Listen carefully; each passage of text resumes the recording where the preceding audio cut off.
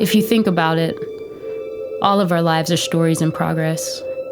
Every image we post, every message we send, every decision and every thought, a thread in the fabric that makes up the story of our lives. When we're young, we just believe the story as it's told to us. But somewhere along the way, maybe after the 10th unanswered prayer, or maybe just from the sheer repetition of going to church the way we do here in America, it all seems to unravel, leaving us bitter, questioning, and putting up walls to keep God out. Believe on the Lord Jesus Christ today. When I was a little kid, I would say grace for my meals. It always kind of felt like making some sort of deal. As if being poisoned to death, I could trade for a rhyme because somewhere far away there was this God in the sky. It's crazy. No one ever told me that this transactional prayer life would fall apart at the seams at the very moment that I told God to jump and he didn't say how high. When I told God to speak and he didn't bother to reply. Told God to fix things between my mom, dad, and I, and instead what I got back was more pain in my life. And the older I got, the stakes became more real, because it always seemed like one of us couldn't keep our end of the deal. Everything looked perfect from the outside, 2 dogs, a house with mom and dad inside, church every Sunday, then dreaded Mondays, both days I have to smile and pretend I'm all right. It's easier to smile and move on than to point out what's wrong, found its way to me just hating myself. I prayed against racism. I prayed against disease. I prayed for other people. Heck, I even prayed for me. I prayed for my OCD. I prayed against anxieties. I prayed out loud, prayed with everything inside of me, and yet I sit here silently. Hello? God? So, who needs God? Who needs a silent blesser? I'm done reading his letters. My faith has been through the shredder. So here on earth, I'll collect right now treasure. Yeah, I used to recite the Lord's Prayer. Old Faithful couldn't forget her. But now I can't quite remember. Am I the debt or the debtor? The prey or the predator? The author or editor? The transfigured or transgressor? The prodigal or brethren? The fresher or the smothering? The covered or coveted? Dang, I can't remember. I'm just a sinner. It's whatever or whatever. He wants your pain for his pleasure. His yoke is light as a feather. I'm just trying to lay my head down, but rest comes never.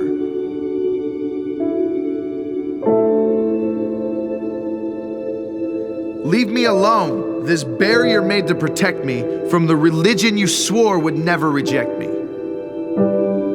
So my prayers stay unanswered, and the days go on. So I got my back, I write my path, I can do this on my own. Keep your religion over there.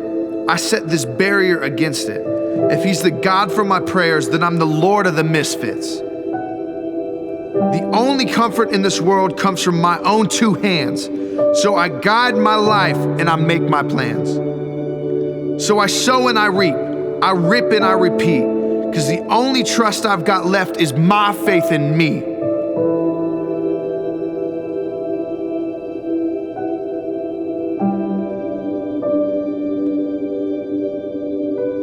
If influencers are go-getters, does that make me an aggressor?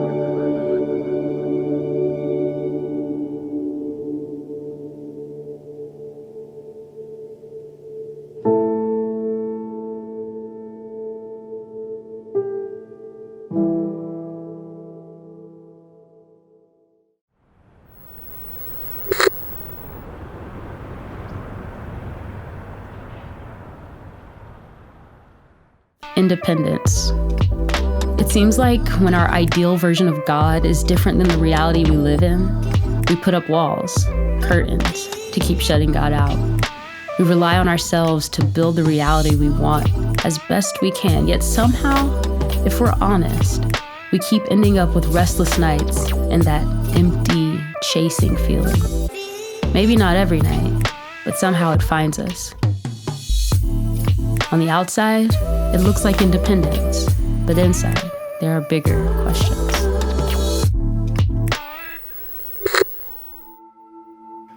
I was born this way, as if my story was already strung together, and I was wired for the worse, not the better. And nobody thought to ask me whether or not I wanted to play the part of the beggar. Is it dark in here, or is it just me? Could a light come on so I can just see? Sewn so tight to my plight, can't get free. I'm tethered to the wretch that's in me.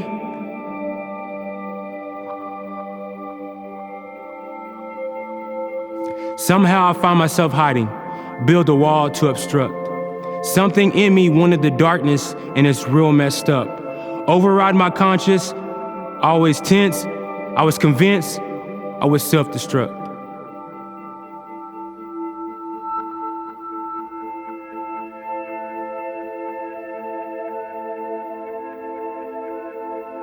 Behind the curtain, I was certain I was never enough. Approached the world with fake pride, yeah, I keep my chin up. I wanted peace, but the freedom was too expensive and I was bankrupt. That's the thing about the hunger, it keeps you kinda corrupt. Rationalizing are you fighting and you can't quite interrupt. It yells, drink more of the pleasure till you can't sober up. Eat more of the addiction till you need to throw up. Next thing I know, I hate myself and I'm ready to give up. And so the cycle begins. I live my life numb. I just want to escape, but I can't open up. If I pull one thread, I'm scared the rest will erupt. My bounty price rises up. My sacrifice ain't enough. The tapestry is still up. In my shame, I feel stuck. I can't quite measure up. No matter how hard I try, I'm just never enough. I'm never enough. I guess I'm never enough.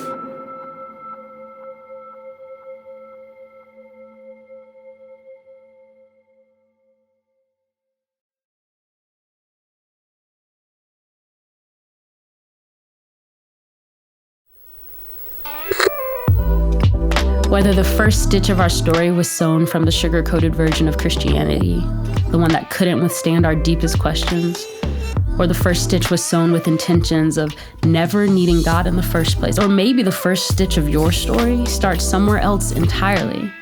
Regardless, there's a common thread in all of our stories. We all, every single one of us, end up at a crossroads, face to face with the reality of our imperfections, face to face with a decision to make. Do you cry out, or do you keep it in?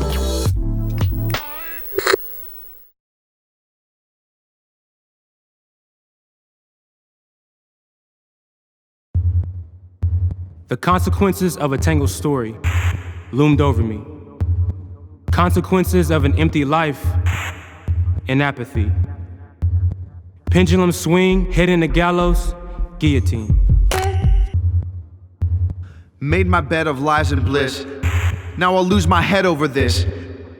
Now I lay me down to sleep in it, but I can't help but keep thinking it.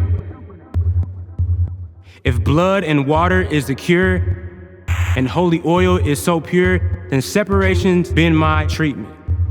I mean, let it sink in. Let that sink in. I don't wanna live like this no more. I don't wanna live like this no more. Separated, hopeless, and terribly sore from fighting off demons. There's gotta be more.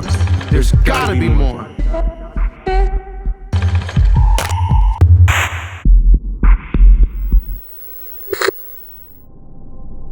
Forget the poetry, here's my problem, plain and simple. Year after pointless year, I keep living, and it's all empty. The generations before us don't seem to care enough to make a change, so I'm doomed to live in their consequences. I chase what I want to feel. They say don't do it. Why not? I'm not hurting anybody. My body is my body. I've already ruined so much. Forget the poetry, here's the deal. No matter how hard I try to be perfect, I know me. I can polish the outside, but on the inside, my thoughts are overwhelming me. I can't escape it. It seems like there's this constant audience that I'm trying to please, and if it's not them, it's God up in heaven judging me. No matter how much I say I don't care about the likes, I keep checking, I keep posting, just to see if I can get one more like, one more person to help me feel like I matter. I don't even know what normal life is anymore. What is happy? What is life without anxiety?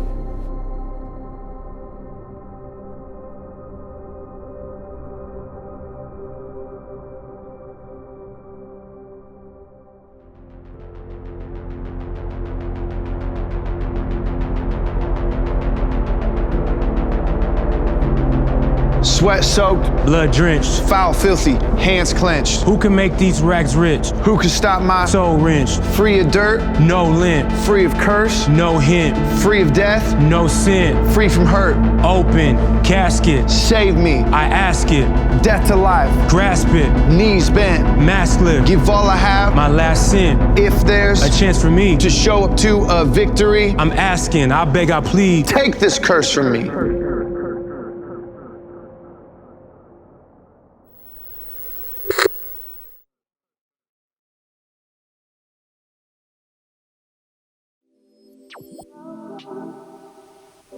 I mean, be honest. What teenager do you know that's not trying to be the upgraded version of who they think the world is telling them they should be? Really, be honest. It's like we're all wired to know there's more to us than we're capable of being on our own, and yet we're grossly aware that we have no idea how to become that perfected version on our own.